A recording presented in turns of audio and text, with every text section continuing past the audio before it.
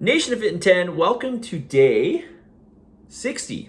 We have got 11 days to go, and I'm getting questions about the final scans. When are they going to happen? I also got a question about how many people are in the challenge. So we've got 27 people in the challenge. For anybody else who happens to be curious about that, the scans are going to happen. Your final scans, I haven't put up the calendar yet, but the final scans will happen on the 2nd and 3rd of July. Which I guess is a long weekend, hey? All right, well, hopefully you can make it out for your scan, and if you can't, maybe we can do it just beforehand or just afterwards. However, the finale is going to take place on the 5th, so I need to get all the scans in well before then. Which, by the way, we're going to have an in the studio finale, which I'm really excited about, and I hope you can make it.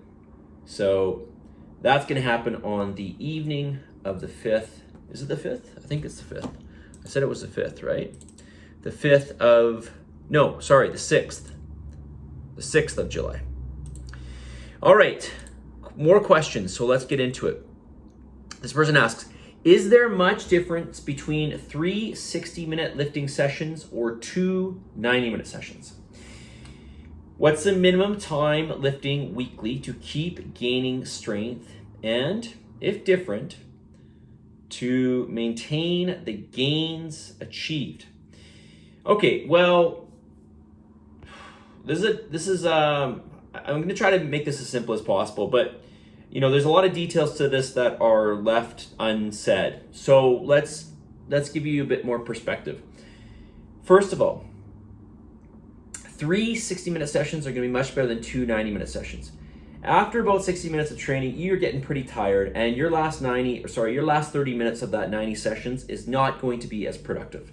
So there's only so much intensity you can put in. There's only so much energy you can put out. And so I would recommend definitely no more than 60 minutes. So 3 60 minutes, well over 2 times 90. Now, what's the minimum time lifting weekly to keep gaining strength?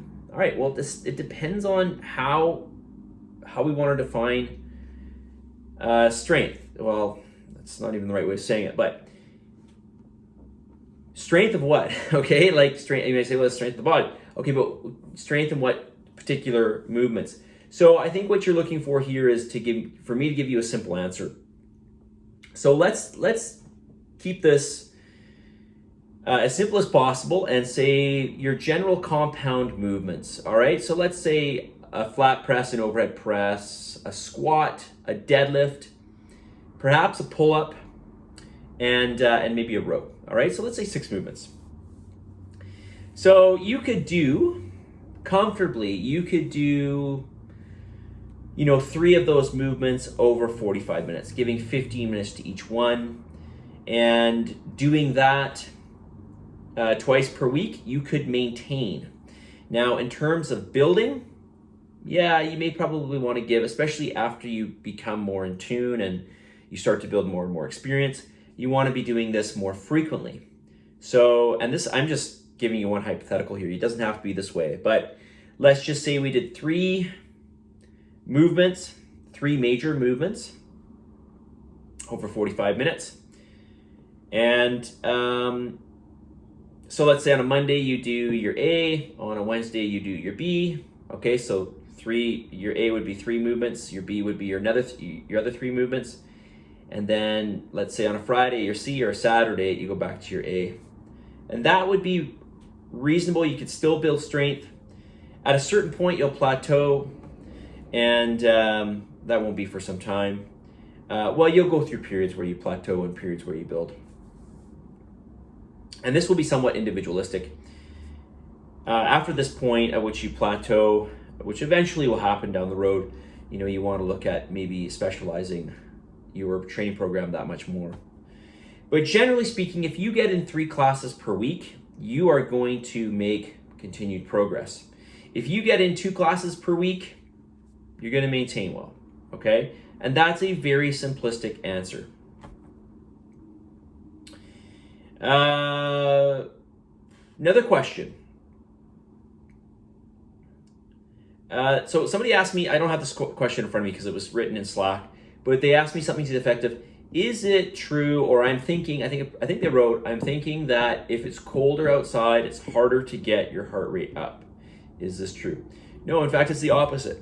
If it's cold, your heart rate's going to work harder and faster. And why is this? Well, because you're going to get some vasoconstriction. You're going to get your blood vessels constricting. This is going to increase blood pressure, but you're not going to get the same amount of oxygen or blood flow to your heart or anywhere else for that matter. So the heart has to work harder. It's got to pump more. It's got to increase its heart rate to get the blood around the body at a more efficient, or in a more efficient manner. So when the temperature drops down, your heart rate is going to go up. So in fact, it's easier to get your heart rate up if you're in a cooler temperature, if your body is struggling to stay at the temperature that it's at.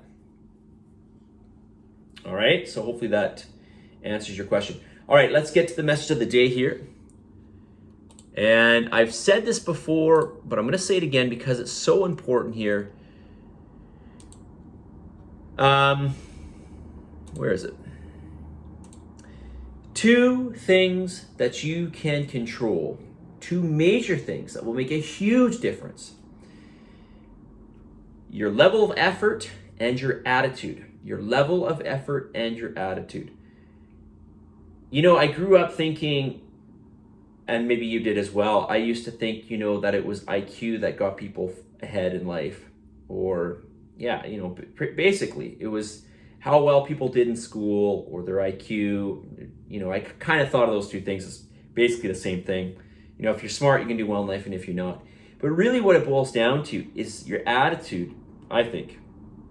And when I say do well in life, I mean, you know, being successful at your career or in your career, but also other aspects of your life. Obviously, as I've gotten older, there's many, many slices to this pie, many, many more than your career. Career is really probably not that important, to be honest with you. But ultimately, what it comes down to for whatever we are working towards, like this challenge, boils down to the amount of effort you put in and the attitude that you choose to hold. And I'm going to remind you that you choose to hold. I know it's easier said than done, but ultimately at the end of the day, we can choose to be happy or we can choose to be sad. And ultimately at the end of the day, we can choose to put in more effort or less, right? So just reminding you. All right, positive energy, positive vibes, believe in yourself, and for the love of God, give me gratitude, and I'll talk to you all later.